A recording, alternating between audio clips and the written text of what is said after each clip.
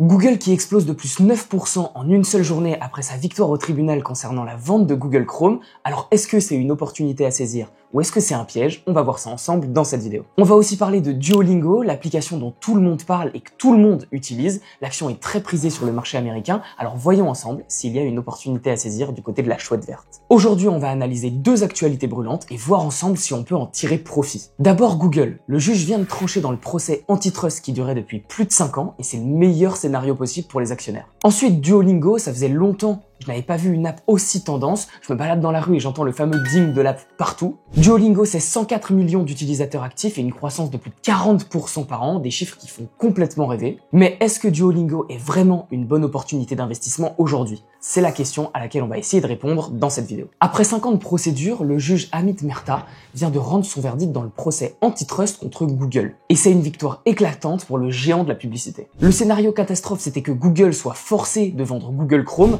Chrome, c'est 3 milliards d'utilisateurs et le navigateur qui connecte tout l'écosystème Google. Donc sans Google Chrome, Google aurait eu beaucoup de mal à ramener des prospects vers ses autres segments de son business. Mieux encore, le juge a reconnu que le paysage concurrentiel a changé avec l'IA. ChatGPT, Perplexity ou Claude permettent à des dizaines de millions de personnes d'utiliser ces outils pour chercher de l'information. Google devra partager certaines données de recherche avec ses concurrents, c'est une petite concession, mais ils peuvent continuer à payer Apple pour être le moteur par défaut, mais plus en exclusivité totale. Donc Apple touche toujours ses 20 milliards par an versés par Google. C'est un compromis intelligent, Google reste dominant mais doit jouer un peu plus fair-play. Maintenant, regardons pourquoi Google reste une machine de guerre parmi les boîtes tech. Le segment recherche de Google, c'est-à-dire le cœur de son business, a une croissance de plus 12% par an et les revenus publicitaires explosent parce que la qualité des prospects s'améliore grâce à l'IA. Le segment YouTube avec 2,5 milliards d'utilisateurs actifs et des revenus publicitaires qui explosent. YouTube Premium cartonne avec une croissance à plus de 2 chiffres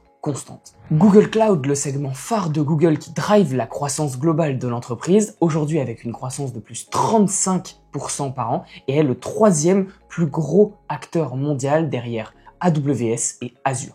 Le segment Waymo, qui est le futur des robotaxis, est déjà opérationnel dans plusieurs villes. Il concurrence les voitures autonomes de Tesla et a un potentiel de marché de plusieurs centaines de milliards de dollars. C'est le segment avec le plus gros potentiel de croissance à long terme pour Google. Quand on regarde les chiffres de croissance, on voit tout de suite que Google n'a rien à envier à Amazon, Microsoft ou Apple. La croissance est robuste et se maintient sur le long terme avec des relais de croissance bien présents comme le cloud et les voitures autonomes. La question maintenant c'est, est-ce que l'action Google est attractive? Et pour répondre à cette question, on va regarder la valorisation. Google trade à un PER de 24, Microsoft et Apple sont autour de 35. Le ratio prix sur cash flow opérationnel est à 21, légèrement au-dessus de sa moyenne sur 5 ans, autour de 18. Pour une entreprise avec un business aussi robuste et une croissance de plus 20% par an qui se maintient sur le long terme, c'est loin d'être cher. Google n'est plus une simple entreprise de recherche sur Internet, Google a su se diversifier et trouver sa place de leader dans des secteurs d'avenir. Avec cette victoire juridique, le dernier gros risque vient de disparaître et Google reprend progressivement une valorisation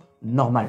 L'action a bien rattrapé son retard et je pense qu'aujourd'hui Google est correctement valorisé et a un très bel avenir devant elle. Passons maintenant à Duolingo, l'application à l'oiseau vert que vous connaissez tous. C'est devenu un véritable phénomène culturel avec les mèmes sur les réseaux sociaux, les strikes de plus de 1000 jours et le bruit de l'application lorsque vous jouez. Mais voyons ensemble les chiffres de croissance parce que c'est ça qui nous intéresse nous en tant qu'investisseurs. Les résultats du Q2 2025 sont exceptionnels avec un chiffre d'affaires de plus de 178,5 millions de dollars en hausse de plus 41% sur un an. Le nombre d'utilisateurs actifs est à 104 millions, en hausse de plus 59% sur un an. Le nombre d'abonnés payants est monté à 8 millions, en hausse de plus 52% sur un an. L'EBITDA est à 44,7 millions de dollars avec une marge de 25% et l'entreprise devient de plus en plus rentable à mesure qu'elle se déploie. Le taux de rétention est exceptionnel avec des utilisateurs qui reviennent jour après jour pour maintenir leur strike. L'ARPU, le revenu moyen par utilisateur, augmente avec les nouveaux plans. Duolingo a lancé Duolingo Super à 13 $ par mois et Duolingo Max qui te permet d'utiliser l'IA avec un abonnement à plus de 30 $ par mois.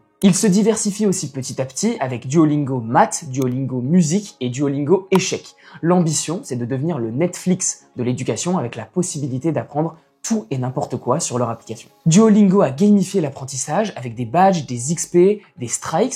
C'est devenu un véritable jeu vidéo éducatif. Le modèle freemium est parfait avec 96% des utilisateurs qui sont gratuits et voient des pubs et 4% paient des abonnements et génèrent l'essentiel des revenus de l'application. L'IA améliore constamment l'expérience utilisateur avec des personnalisations de leçons, des conversations avec l'IA. Duolingo est une entreprise géniale, avec une croissance qui est là, les utilisateurs adorent et les KPI explosent. Franchement, il n'y a rien à dire de ce côté-là. Mais est-ce que Duolingo est un bon investissement aujourd'hui ? Parce que c'est ça qui nous intéresse en tant qu'investisseur. Alors si on regarde les chiffres de valorisation, on voit que le PER de Duolingo est de 106.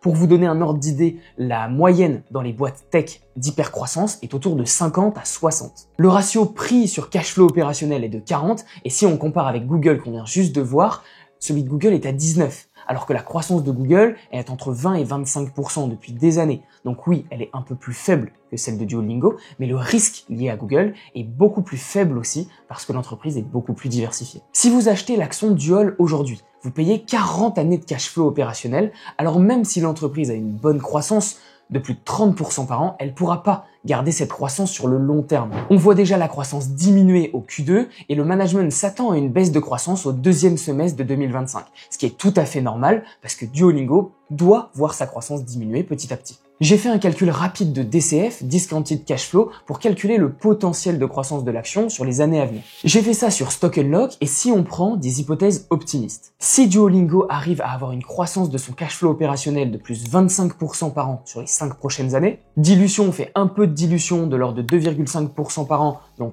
imaginons que ça se stabilise et que ça reste comme ça sur les 5 prochaines années. Et si le ratio prix sur cash flow opérationnel descend autour de 35, alors sur 5 ans, l'action pourrait apporter un rendement de plus 18% par an. Le juste prix de l'action se situe aujourd'hui autour des 400 $ et on est actuellement à 272 $. Mais attention, pour atteindre ce rendement, il faut que Duolingo arrive à maintenir sa croissance à plus 25% par an de son cash flow opérationnel sur les 5 prochaines années. Et ça, c'est pas rien. C'est possible, mais c'est loin d'être facile. Surtout que le business de Duolingo est très concentré et repose sur beaucoup de tendances. Et cette tendance peut vite changer. Au niveau des risques, moi je vois surtout l'IA générative comme ChatGPT qui peut vous apprendre une langue gratuitement sur votre téléphone et surtout, il s'adapte à vos besoins. Et aussi la concurrence, Google et Apple développent leurs propres outils et tôt ou tard, un autre outil sortira et prendra la place de Duolingo d'après moi. Alors si on regarde le graphique, on voit que l'action a presque été divisée par 2 en seulement 2 mois. Elle est passée de plus 500 $ à seulement 272 $ aujourd'hui et l'action a été très tendance. Rien nous dit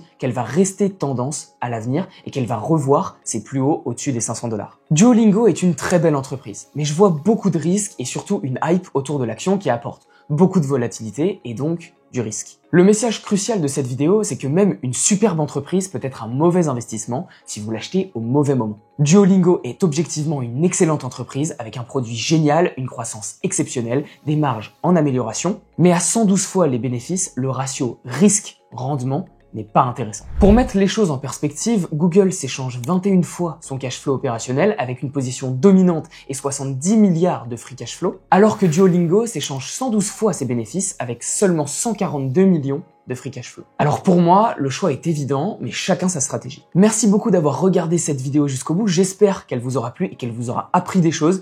N'hésitez pas à liker la vidéo et à vous abonner, ça permet de soutenir notre travail et surtout, comme ça vous ne manquerez pas les prochaines vidéos. Dans ma newsletter gratuite, je décortique chaque semaine une entreprise avec sa croissance, sa valorisation et je vous donne mon avis, c'est 100% gratuit, le lien est en description si ça vous intéresse. Et si vous voulez avoir accès à mon portefeuille complet, mes zones d'achat, une communauté d'investisseurs expérimentés et des outils exclusifs, rejoignez mon Patreon, le lien est en description. Merci d'avoir regardé cette vidéo jusqu'au bout. On se retrouve jeudi pour une nouvelle vidéo, une analyse de portefeuille. C'était Hugo. Ciao.